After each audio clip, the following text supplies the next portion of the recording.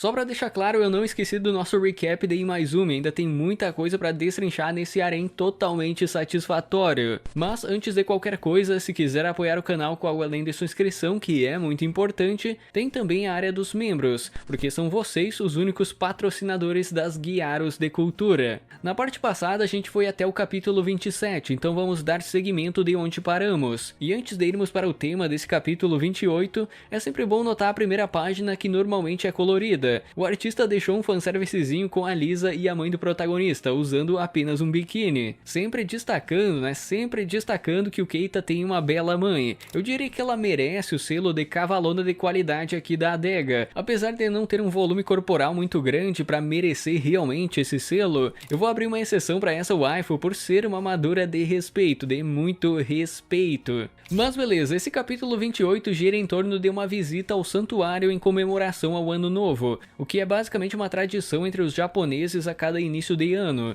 A questão aqui é que a Lisa mencionou que já tinha um compromisso no mesmo dia. Na real, ela também iria no mesmo santuário que eles, mas com uma amiga, com uma amiga que é cliente do salão dela, onde posteriormente a gente descobre que essa amiga da Lisa é na verdade a mãe do Keita. E além disso, a própria Lisa não sabia que ela era a mãe do protagonista. Ela ficou sabendo disso ainda durante esse mesmo capítulo. Para contextualizar melhor isso, a Lisa trabalha em um salão de beleza e a mãe do Keita tem o costume de frequentar esse salão, o que consequentemente criou essa amizade entre as duas. Então a Lisa ficava ouvindo histórias sobre o filho dela estar sempre rodeado por 3 garotas, mas ela não sabia que se tratava do protagonista. Então quando a mãe do Keita percebeu que o seu filho também estava indo para o mesmo santuário com essas 3 garotas, caiu a ficha sobre quem era o filho dela. A mãe do Keita até comentou com a Lisa que queria usar essa oportunidade para vigiar e descobrir mais sobre essa relação deles, porque desde a primeira aparição da mãe do Keita no mangá, tudo que ela sabia era que o seu filho tinha 3 amigas bem próximas e nada além disso,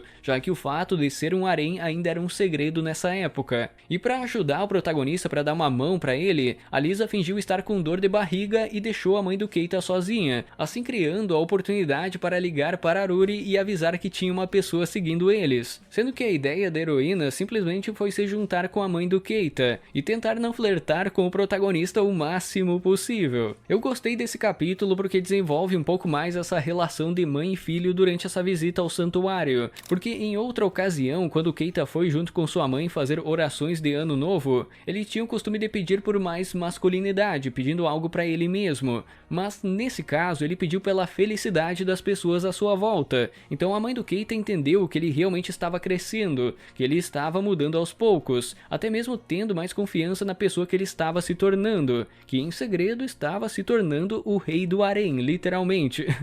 Após a mãe do Keita se despedir deles, a Lisa reaparece novamente falando que já tinha melhorado. A heroína até brinca dizendo que elas duas vão se ver mais vezes daqui pra frente, chamando a mãe do Keita de Imaizumi mãe, coisa que deixou ela confusa com isso, mas não se aprofundou muito. No capítulo 29 é trabalhado um pouco mais a interação do protagonista com as heroínas dentro do colégio. A gente sabe que principalmente a Reina e a Yukina não sabem se conter quando o assunto é romance com esse miserável sortudo, a gente sabe disso. Aparentemente, Aruri conseguiu influenciar a mudança de posições dentro da sala de aula, de onde os alunos se sentariam e quem ficaria perto do Keita. Basicamente, a estratégia dela era ficar em uma posição onde ela poderia ficar de olho na Reina e na Yukina, estando em uma posição onde Aruri poderia impedir esses avanços amorosos e preservar a relação secreta deles. Esse era o plano. E aqui a gente nota que é realmente difícil, muito difícil controlar essas duas heroínas, porque até mesmo em um gesto simples de passar as folhas da aula, já é um grande motivo para iniciar um flerte com o protagonista, então elas não têm nenhum autocontrole. No final do capítulo, Aruri até tenta avisar mais uma vez as duas para terem mais cuidado, mas a gente sabe que é o mesmo que apagar fogo com gasolina. A gente sabe que é impossível elas terem um autocontrole no romance, é impossível isso. A Yukina até comenta que é bom ter esse sentimento de estar em um relacionamento proibido, e apesar da Aruri ser a mais centrada dessas três, ainda assim ela concordou com a Yukina, ela não podia negar isso. Até mesmo o Keita, que tem essa personalidade mais tímida, concordou com as palavras da heroína, de gostar desse sentimento proibido. Então quem sou eu para discordar do protagonista? Se um cara tímido concordou com essa situação, quem sou eu para falar algo? E assim como na parte passada que eu comentei que a Reina teve um capítulo só pra desenvolver o romance dela com o Keita sem as outras namoradas, nesse capítulo 30 o foco recaiu mais para a Yukina novamente. A Reina e a Aruri acabaram saindo e deixaram os dois pombinhos sozinhos em casa, o que significa que eles fizeram tudo aquilo que o YouTube trancou a 7 chaves dentro dos portões Edante. Pra vocês terem uma ideia, tem fanservice logo que eles acordam, tem fanservice na cozinha com o famoso soda e avental, entre outros tipos de chamego deveras satisfatórios. Mas eu acho que o grande ponto desse capítulo é o final dele, onde tem uma cena do irmão se esconde da Yukina espiando o apartamento do protagonista. Na real, ele é completamente pirado na Yukina, querendo fazer com que ela termine esse relacionamento com o Keita. Então tem esse mini arco que vai só até o capítulo seguinte, que é o 31. Onde o irmão da Yukina até acaba confrontando o protagonista enquanto eles estavam saindo de casa, mostrando que esse cara só não tá internado em um hospício por muita consideração do autor, né? Por muita consideração.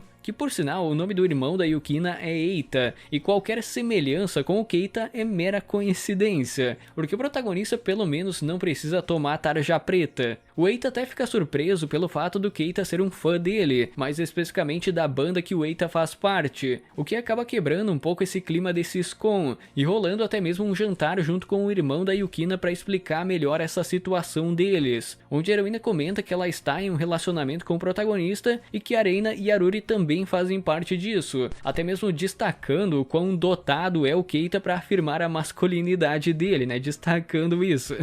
O que importa nisso é que no final o Eita realmente percebeu que a Yukina estava feliz com essa situação, com esse relacionamento, e apesar de ser esse doido varrido, ele ainda tem consideração pelos sentimentos de sua irmã, então mesmo sentindo uma inveja imensa desse harém, ele ainda deu o voto de confiança ao protagonista. Mas beleza, o capítulo 32 ele é voltado mais para o fanservice Yuri. Ele tem como foco uma festa do pijama envolvendo as namoradas do Keita e as servas dessas heroínas, que são essas malucas que eu já comentei que ajudam a proteger e manter em segredo o relacionamento harém deles. É interessante notar que gente maluca nesse mangá não falta, né? Porque eu acabei de comentar sobre o irmão da Yukina, mas tem também essas servas da Aruri, não dá pra esquecer delas. No caso, é como eu comentei antes, é um capítulo com fanservice Yuri, com as heroínas tirando medidas para fazer cosplays e nada muito além disso. Pra quem é muito apegado com o Keita e fica vendo essas servas babando pelas namoradas dele, não é o melhor capítulo possível, mas eu não diria que é ruim ter um pouco de fanservice Yuri pra dar uma variada, ainda mais que isso não é algo sério. Mas o que importa pra gente aqui está no capítulo 33. Nesse capítulo é onde acontece a mudança de visual da Reina. Não é uma mudança muito grande, muito notável no cabelo dela, mas eu preciso ser sincero que eu prefiro essa heroína com cabelo liso. A Reina já tava com essa ideia de mudar um pouco o estilo do cabelo e o Keita aprovou essa ideia também, dando mais coragem a ela para mudar o corte e agradar o protagonista no processo. Realmente, né, realmente não mudou muita coisa, deixou o cabelo um pouco mais ondulado, mas no meu caso eu valorizo os mínimos detalhes, incluindo o cabelo liso da Reina, né, incluindo isso.